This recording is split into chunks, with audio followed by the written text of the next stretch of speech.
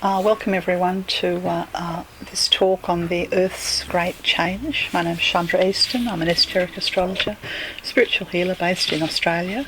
This is number 11 in the series of talks about the momentous changes that are occurring on Earth as we enter into the age of the heart. Most people understand or have heard about the fact that the age of Pisces has ended and the age of Aquarius is underway. An age lasts 2,165 years, so it takes a while for us to really get the feeling of the impulse of the new age, the age of the heart. In fact, when I say a while, it's going to be, could be 300 could be 350, could be 400, could be 500 years until we could say we are safely into the age of the heart, and people on Earth, humanity, are experiencing greater security, greater safety, greater sense of community connection, greater food stability, greater autonomy, greater independence, freedom, and most of all, a sense of well-being. That's the purpose of the Great Change, is to clear the decks between the old age and the new. As an astrologer, I always look to the stars to understand the patterns that are reflected upon the heavens, and there are many lenses that one can use. For this series of talks, I've chosen to focus upon the summer and the winter solstice, depending upon what hemisphere you're in, for 2015. The reason I've chosen this is that the solstices, they mark the turning of the sun and the earth, and they're our perfect relationship. The seasons are governed by the solstices and the equinoxes, but beyond the seasons, it's the season of spiritual growth and the season of spiritual awakening. On the 21st or the 22nd of June, which is really just a week or two away, we have the opportunity for emergence of spiritual light into the hearts of those on Earth who are looking to live in harmony with each other. But in order for this new Earth and the new age and the new humanity, the children of the heart, to be living in the security that I've discussed, the changes need to occur. Changes on a political, physical, geophysical, environmental, social, financial, changes of the greatest order. They're happening all around the Earth. You could say that this movement to the age of the heart's been going on for a while. Some people might say it started around the Second World War. Some people may well say that there was a flowering of consciousness in the 60s and the 70s. What we have now is the death throes of the old age. Some of the things that I'll be speaking about are truly terrifying. Understand that we create our reality through where we place our orientation, our heart, our joy, who are our community people and who we connect with. So as I discuss these changes, just be aware that humanity have at any point an opportunity to change the potential karma according to acts of compassion. So just to discuss South America. South America has so many little countries in it. In a previous talk, maybe it was might have been a couple of talks ago, I think I did Central America and the Caribbean, and I included Venezuela and Colombia, mainly because they're above the equator. By rights I really should have included Guyana in that, French Guiana and Guyana, but really what I'm looking now is the southern hemisphere, and therefore it is the winter solstice, and I'm looking at Brazil and Peru and Bolivia, Paraguay and Uruguay and Argentina and Chile and islands off the coast, the Galapagos, Easter Island, the Falklands, and way down to the tip of South America to Patagonia. I should say that my understanding of the political and the social side of South America is very limited, so I won't really attempt to go into that much. I'm just simply looking at the potential geophysical changes, although I may mention other things as well. Okay, now there are 4 time zones actually. The Atlantic coast of South America operates on 3 hours behind Greenwich, and that's for Brazil and French Guiana and Argentina. The central part of South America, this is Paraguay and the Amazon, Bolivia, Guyana, and also the Falklands, they operate on 4 hours behind GMT. And the Pacific coast, this is Ecuador and Peru and Colombia and Venezuela. That's right, yes, they operate 5 hours behind. So I'm going to start with the Atlantic coast. And I guess one other thing that I would say is that, broadly speaking, transformational change, geophysical transformational change as we move into the age of the heart is connected to a number of planets. Saturn holds the karma.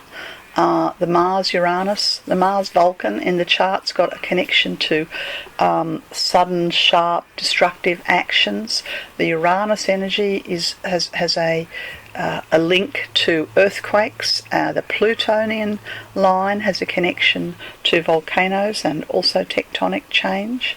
The nodal line, this is the North Node in Libra, is associated with the ending and the beginning of civilization as we know it.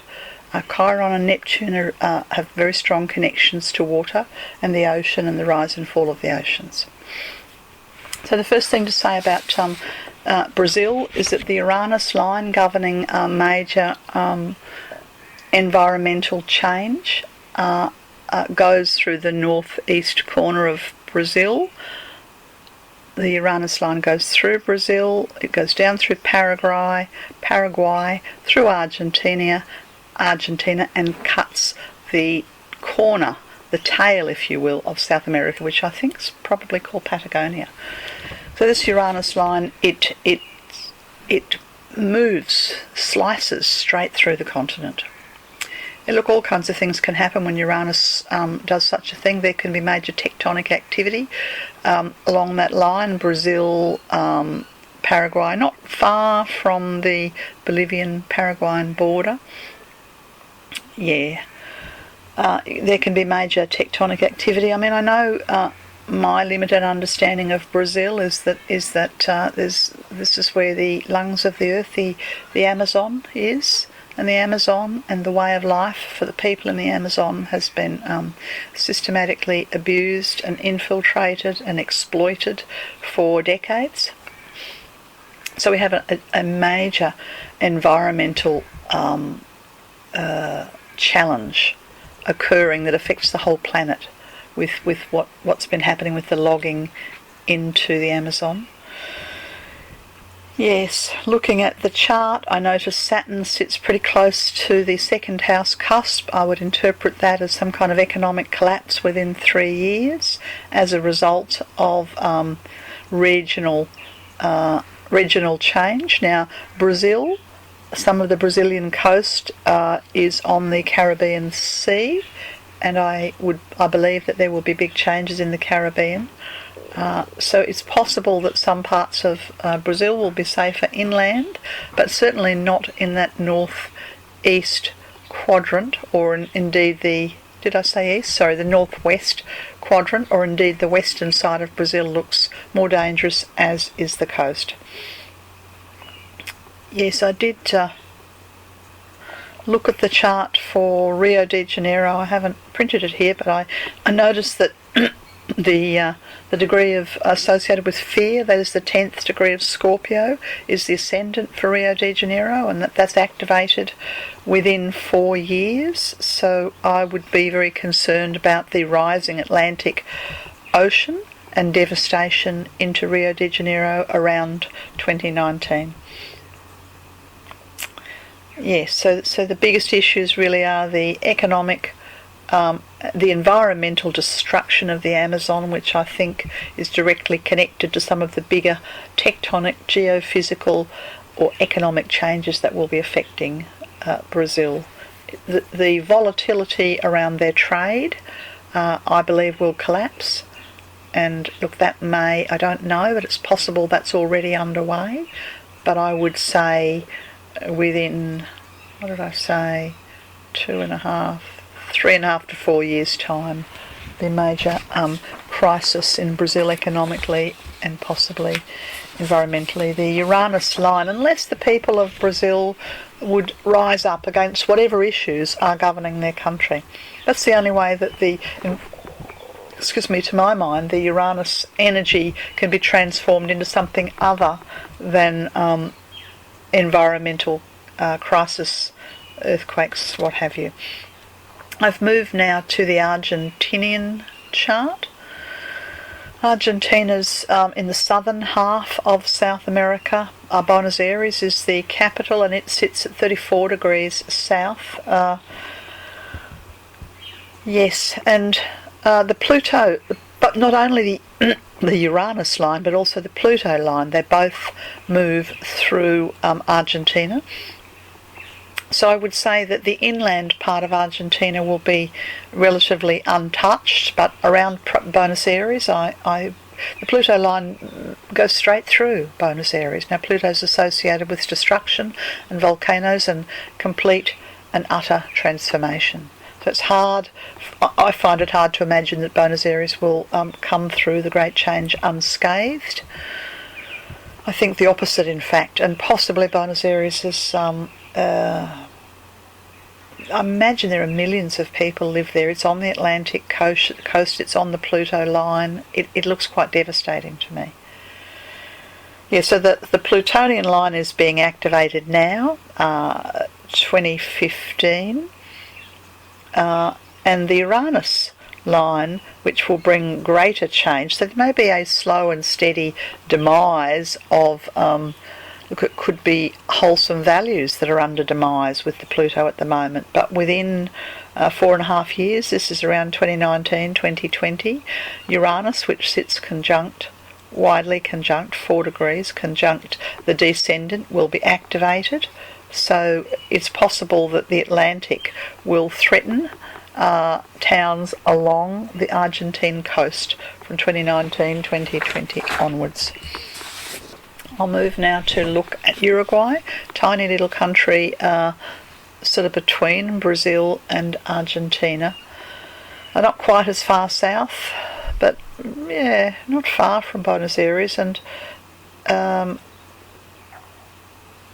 Pluto's 2.5 degrees off of the IC here, so I would say there's probably a lot of struggle going on in this country, and I would say also that the Uranus is not threatening it in the way that Buenos Aires is being threatened, for instance, and yet Saturn sits on the second house cusp. So I'm inclined to think that the suffering in Uruguay is to do with poverty, and or ocean inundation. Yes. Yeah, the poverty looks very difficult to me there. That's all that I'll say about Uruguay. I'll move now to Bolivia. Bolivia is sort of operating on the central time zone. That's 4 hours away from GMT. The capital of Bolivia is La Paz. La Paz looks to be up in the mountains. And what's interesting about this winter solstice chart for Bolivia is that the grand cross of the solstice chart that governs the transformation of life on Earth as we know it is activating Bolivia in the years 2017 to 2022. And yet, parts of Bolivia, the North Node sits on the ascendant. Now, I would say Bolivia holds some part of the destiny of the emergence of the new Earth in South America. I don't think it will escape economic downturn, and yet I'm inclined to think that large amounts of Bolivia will be safe havens for people in South America fleeing the danger of the coast. Yeah, it has this energy of new birth around it in the Bolivia, which is very beautiful. The nodal line goes right through the border of Peru and Bolivia, and I believe this is very close to Lake Titicaca, and I'll speak a little bit more about that later. It's also very close to La Paz. So I'm inclined to think that there will be places of resurgence and new beginnings, and that the building of communities of heart will really come into its own 2017 to 2022.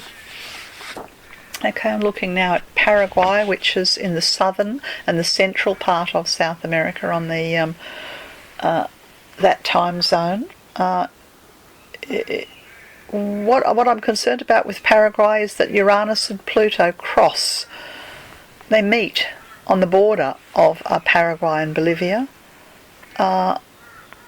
Yes, so I would imagine that this part of South America will be impossible to escape very, very major earthquake and volcanic activity. There's going to be a major seismic restructuring of the heart of South America, and this sort of border area between Paraguay and Bolivia appears to be where the focus is, because the Uranus and the Pluto lines cross.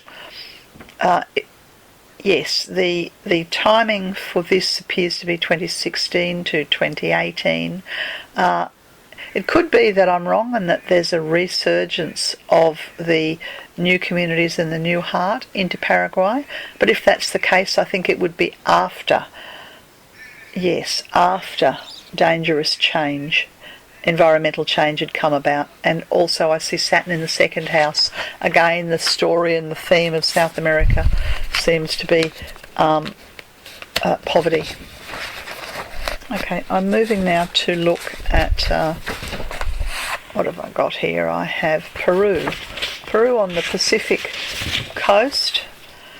On the Pacific coast, 5 hours away from GMT, parts of Peru are in the firing line, and if you run a line that goes from the isthmus where Central America joins Colombia, from that point, if you run a ruler straight down the map of South America through Colombia, it cuts off the most the most westerly coast of Peru, and I would imagine that there will be great damage in this area. There's a town called Quita, Quita. The capital of Peru is Lima, and this Mars Vulcan line goes straight through Lima. So I would imagine that cyclonic winds and great devastation will occur in this western Pacific coast of Peru. I'm inclined to think that inland on the other side of the Andes there will be safety, but that the coastal area from the Colombian border literally all the way through to Lima may well suffer a series of increasingly difficult destructions. There could be infrastructure destruction, it could be economic, it could be government, it could be as a result of hurricanes, it could be all of those. Saturn in this chart sits on the cusp of the third house, which strengthens my feeling that the infrastructure of some parts of Peru on the coastline will be irreparably damaged. Now I've done a second chart for Peru, and this is because I have a particular interest in a lake called Lake Titicaca. Lake Titicaca is on the border between Bolivia and Peru, and there are a lot of prophecies from the Lord Dwalkul and the earlier in the 20th century, and more current prophecies from the spiritual hierarchy of Earth associated with the relocation of many of the children of the heart to ashrams in the southern hemisphere, and I believe that the region around Lake Titicaca is just one of these safe havens that is being established. I have read in the theosophical literature that the Lord Kutumi Lal Singh, who is the Chohan for the second ray of love and wisdom, and will in a future age be a he's moving into the World Teacher Office. I could talk for a long time about the Lord Kuthumi, but I won't. Apart from saying that the inland part of Peru near the Bolivian border is a safe haven being established by the spiritual hierarchy of Earth for the children of the heart, and I believe that this safe haven and its establishment is occurring between 2016 and 2020. I'm inclined to think that infrastructure and communication from inland Peru with other parts of that country will be completely broken down. Yes. But I do love the North Node in Libra sitting on the ascendant, indicating the new home for the Lord Kuthumi in the Southern Hemisphere. One of the new homes, I should say. Okay, I've moved now. I'm going further down the coast, and I've have the chart of Chile in front of me, and again, not quite as dramatic in terms of destruction as the Peruvian coast, but potential destruction through wind and storm and hurricane and violent weather events will be impacting the coast of Chile, I think, probably from the years 2018 through to 2021. Yeah. And yet, the same message, there's the North Node sitting conjunct the Ascendant. So after the destruction of parts of Chile, I think that there will be new civilizations, new societies, but I'm inclined to think this is after 2021, not before. In the meantime, Saturn's in the second house, so the poverty of the region and the challenges of that region may well have largely been overlooked by the current governments. I'm moving now to 6 hours away from GMT, and this is the time zone that governs the Galapagos. That's right. Just making sure I have this chart correct here. Yes, I do. The Galapagos and also Easter Islands. So I'll start with Galapagos, which is inland, not far from the equator. My understanding of Galapagos has come from sort of science and nature shows. The remote island with the very, very unique animals. Okay, now the most prominent thing with the Galapagos chart is Neptune, the planet governing the rise and fall of oceans, and it's sitting 3 degrees, that is 3 years away from overwhelming the Galapagos chart. So if one was going to go to the Galapagos, I'd go sooner rather than later. I'd be inclined to say that from 2018 on, there'll be parts of the Galapagos that simply will, but I think the Galapagos is a chain of islands.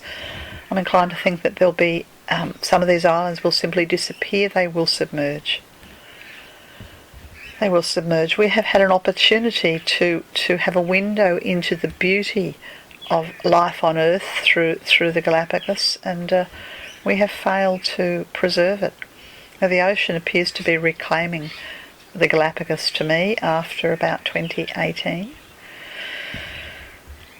Yes, and really I think that the wind events and the hurricane events and the oceanic rising and the changes of the ocean's conveyor belts, the mighty currents that move through the oceans, it's undergoing major change. The oceans and the ocean floor and the ocean weather is being restructured in this part of the Pacific, and the Galapagos is in the front line for that. Okay, I have now here the chart for Easter Island. This is further out in the Pacific and further south off the coast of Chile. That's right, off the coast of Chile. I should say, if I just jump back to the Galapagos have the mutable signs on all angles: Gemini on the midheaven, Virgo on the ascendant, Pisces on the descendant, Sagittarius on the IC. So recurrent destruction, small, just a bit the way the ocean can slowly eat into a headland over centuries. The changing weather patterns and the changing ocean currents and the changing Pacific Ocean hurricanes will gradually erode, over a period of years. Life there, whereas Easter Island further south seems to miraculously, it seems to, excuse me, I don't quite understand what's happening with Easter Island. It doesn't have the same catastrophic weather events impacting it, and in fact Venus and Jupiter are conjunct. Well, Venus is in exact conjunction to the Leo rising and Jupiter's a bit beneath the horizon, so I'm inclined to think that there's some birthing energy. Look, maybe there'll be new land birthed. Easter Island is very interesting because it has been in the past a place of a high civilization, and I'd have to say that there's something about the land of Easter Island that will again in the future be a place of high civilization. I'm inclined to think that the interplanetary visitors to Earth have a plan for contact and connection, and part of the new Earth and the new Earth's history will be coming about through this landmass of Easter Island. But it's a sort of a mixed message because Pluto has an inconjunct to the ascendant, so there will be tectonic change, but rather than subsiding, which is what I see around the Galapagos, I'm more inclined to think that there will be elevation, a birthing of land. Very, very interesting chart, the Easter Island chart. The final one that I'll talk about is for the did I talk about the... Maybe before I do that, before I get to the magnetic South Pole, I'm just going to jump back to the... I didn't mention it, the southern tip of Chile. Chile is very, very long, narrow, and country, and it goes down the Pacific coast, and then it governs the sort of the tail, right down where... what do they call that part of the world? It's very cold, it's very dangerous in centuries gone by for sailors. The Uranus line going through there, around that Patagonia, and the area where Argentina and Chile and Patagonia form the point of the tail of South America. I wouldn't be surprised if that area is completely destroyed or uninhabitable by significant weather events that restructure it entirely. Okay, so now I'm going to look at the chart for the magnetic South Pole, which I've done for 80...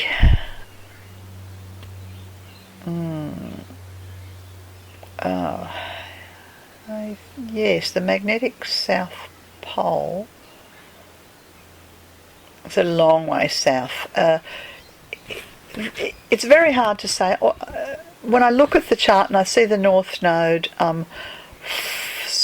6 years away from the ascendant, I'm inclined to think that the restructuring of Antarctica and the land mass upon which the magnetic South Pole, where the land mass is, that we may be, it may be 6 years. Well, in the next 6 years are crucial, I think, is the message between 2016 and 2022. What happens on Earth. Now, one of the things that I'm aware of, as Australia, as well as South America, is close to Antarctica, is that there's a resource, there's a covert push by many governments on Earth to lay claim and to mine, can you believe it, to mine Antarctica for whatever resources it may well have. So the greed of humanity in just, going in wantonly